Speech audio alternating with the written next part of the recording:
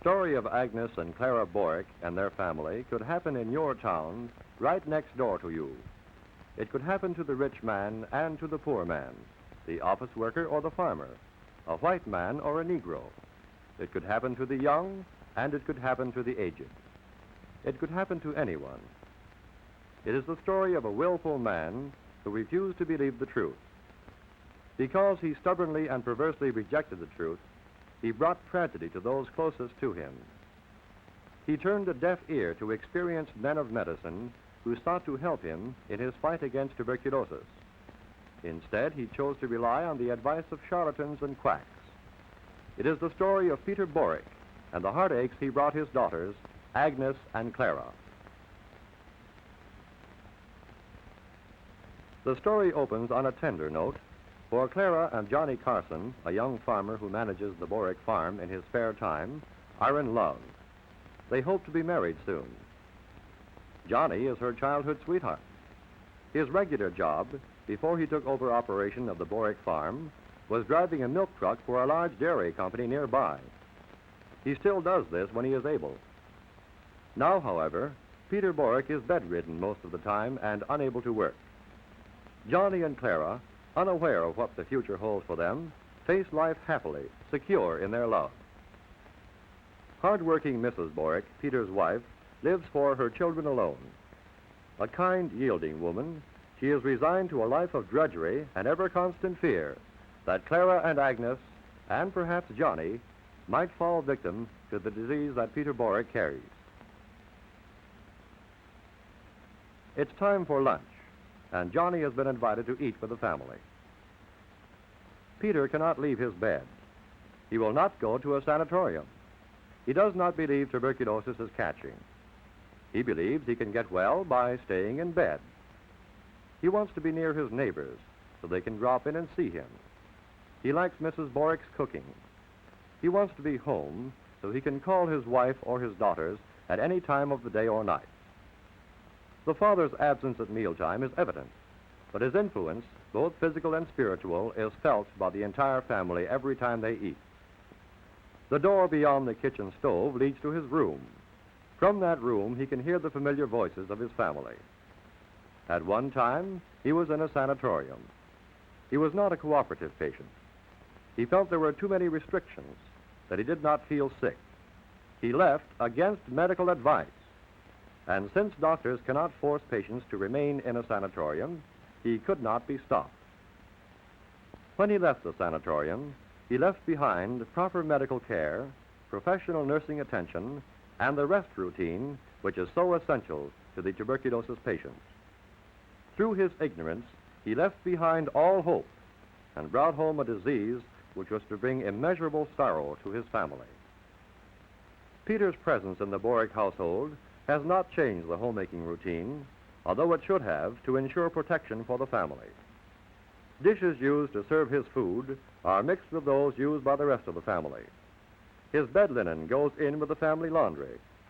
The handkerchiefs he uses contain sputum, which is contaminated with tuberculosis germs. The germs spread from person to person and cause tuberculosis. Peter refuses to believe this simple fact.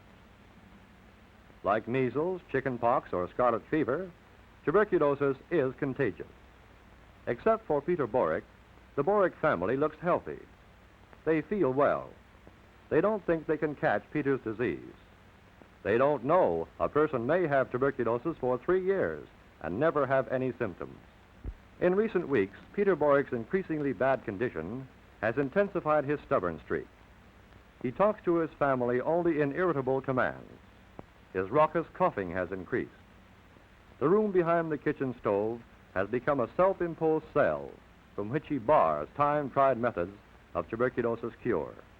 His failing condition is reflected in his lack of appetite. Each day he leaves more and more food untouched on the plate, which Mrs. Borik serves him 3 times a day.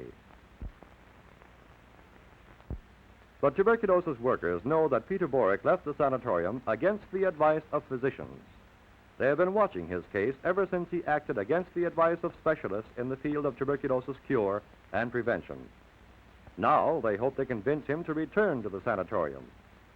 Ever alert for cases such as these, tuberculosis workers are certain that Peter Borik will return in order to protect his wife and daughters. Courteous and professional, the tuberculosis worker visits the Borik household. This job requires tact, for she does not want to frighten Peter Borik back into the sanatorium. She must convince him and Mrs. Borik that he is spreading tuberculosis to his family and friends, that he'll be able to receive visitors frequently in the sanatorium. But Mrs. Borik will have none of this. She is too familiar with the wrath of her husband and with his ideas of sanatoriums.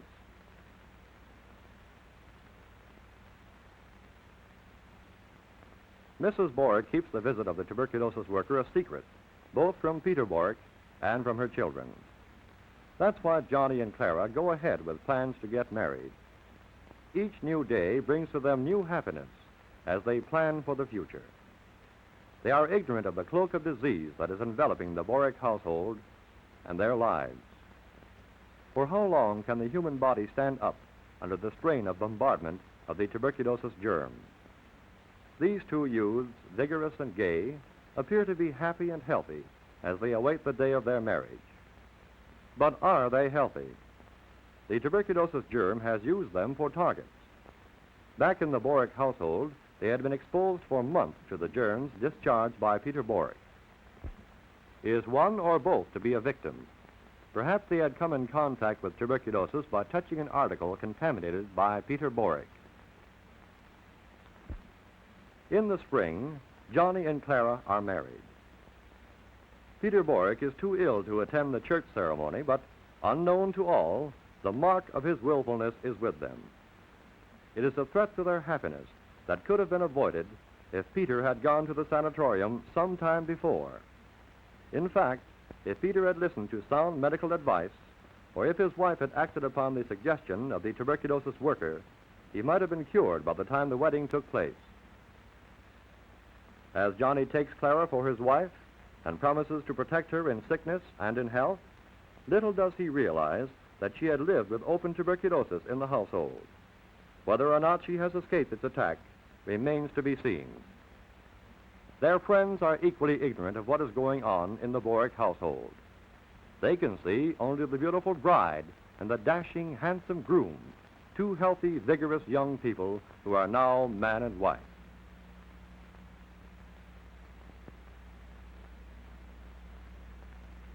Back at the Borik household, usually somber and quiet, the Boriks and their guests gather for wedding festivities.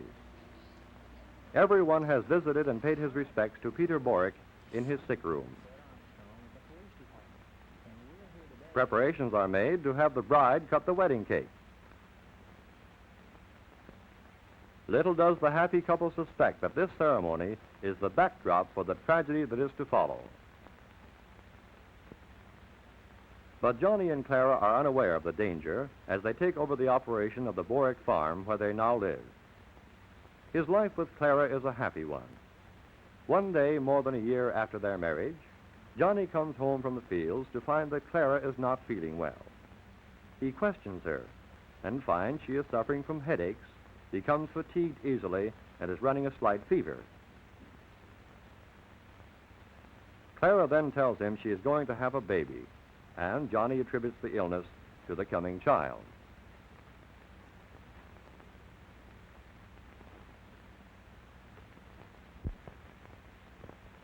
But as time goes on, Johnny wonders, could it be that in some mysterious manner, Peter's disease might be causing Clara's illness? Clara's symptoms grow more evident daily.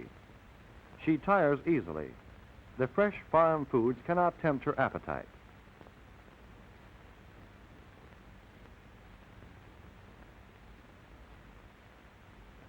Johnny has made a decision. He is no longer satisfied with Peter's advice that Clara eat lots of food and stay out in the fresh air. Johnny wants Clara to go to a competent doctor. He fears for her life and that of their child.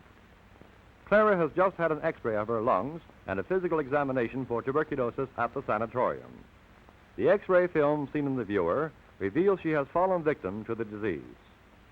The sanatorium doctor explains that everyone should have a chest x-ray each year. He tells Mrs. Borik that tuberculosis is not inherited, that it is not caused by weak lungs.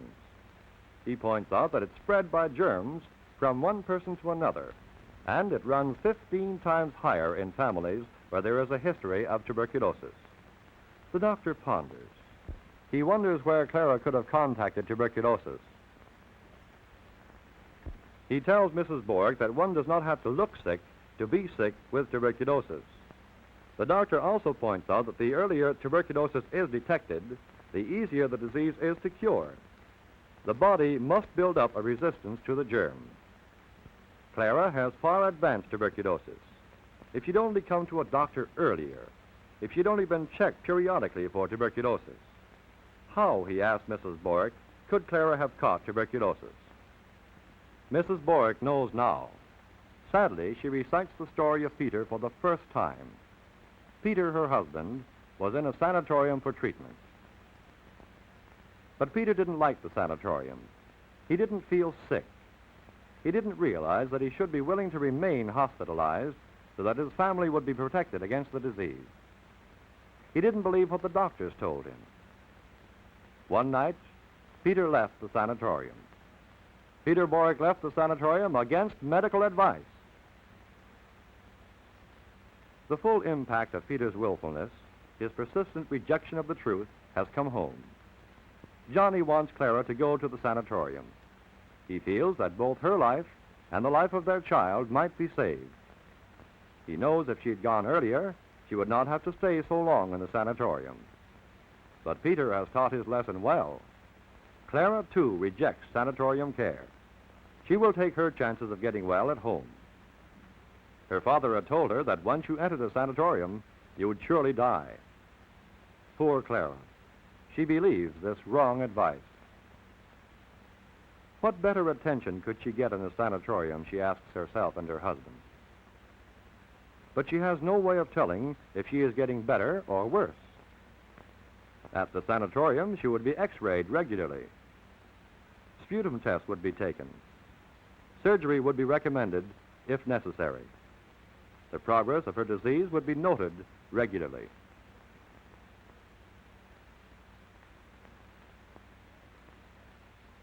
Johnny begs Clara again to go to the sanatorium. Complicated by the fact that she is expecting a baby, tuberculosis works quickly in Clara. She loses ground rapidly.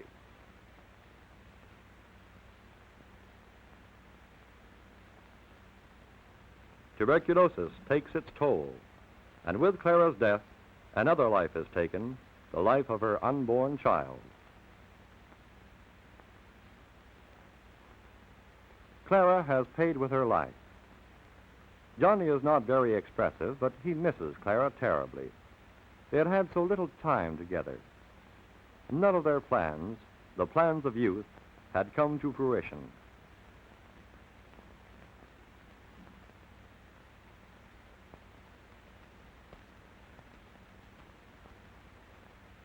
He remembers her vivacity, her winsome smile, her dark curls, and her tender touch.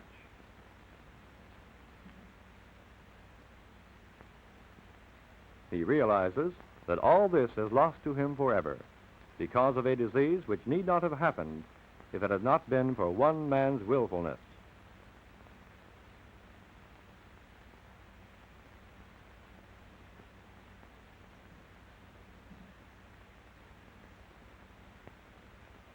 And in remembering Clara and her youth, he thinks of Agnes, who has gone to work in a factory. Will the pattern of tragedy be repeated in lively Agnes, who has such a desire to live? Johnny has talked to the tuberculosis worker. She has urged Johnny to prevail upon Agnes to have a chest x-ray. She pointed out to Johnny that tuberculosis takes its greatest toll among young people from 15 to 35 years of age. Johnny tells Agnes this. He asks her to have an x-ray. After all, he reasons, if you find out that you haven't caught tuberculosis from your father or Clara, you'll have nothing to worry about. If you do find out you have tuberculosis, you can go to the sanatorium before your case becomes hopeless. He tells her that many people have the tuberculosis germ in their bodies. As long as the resistance is kept up, the germ remains inactive. He tells Agnes she has been working hard at her factory job, but the germ may have gotten a foothold in her body. He reasons with her, but Agnes can't be reasoned with. She has a streak of her father's willfulness in her. It is fate, she decides. If my father is sick with tuberculosis and my sister died from it, I will too. It's just a matter of time, and I might as well enjoy life. Secretly, Agnes feels that she too might have the disease.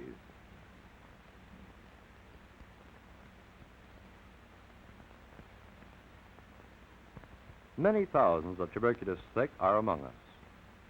Everything they touch, cough, or spit on is infected with the tuberculosis germ.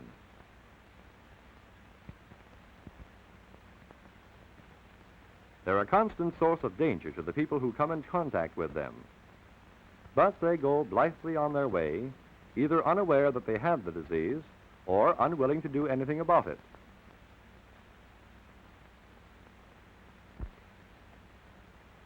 Agnes is afraid. She does not want to know the truth.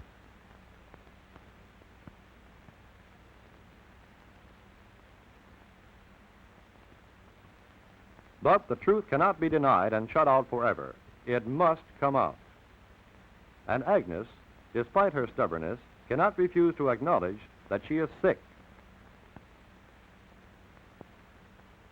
Too sick to work efficiently.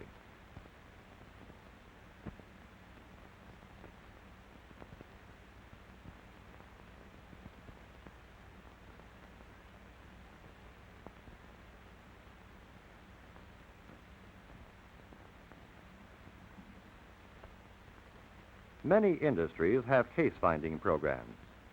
Industry wants to protect its workers against tuberculosis.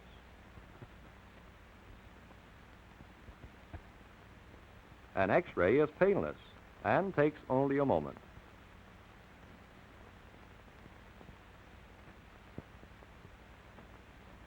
X-ray is used to find tuberculosis among apparently healthy people as well as among persons who have had contact with a tuberculosis patient.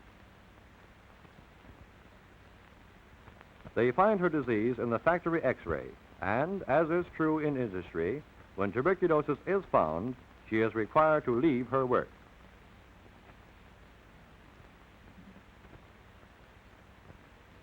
Agnes has tuberculosis.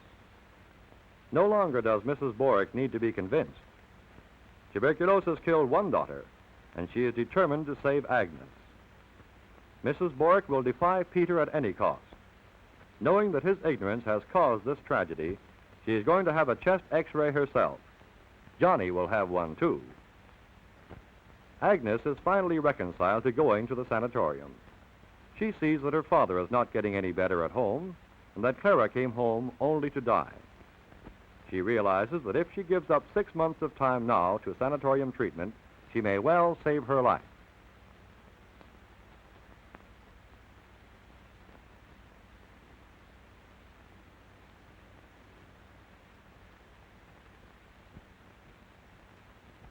Happily, Agnes's disease has been caught early. She will be able to recover from tuberculosis and lead a happy, normal life. She now realizes tuberculosis can be cured.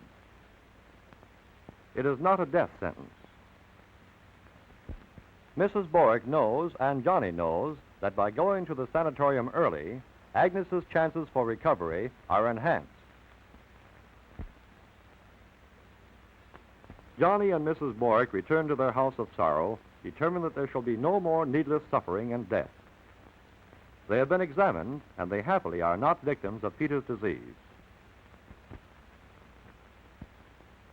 It'll not be a simple matter to return Peter to a sanatorium, but their minds are made up.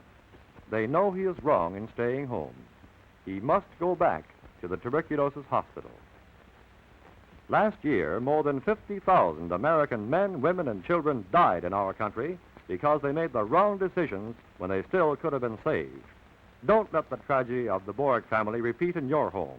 Remember, no home is safe until all homes are safe.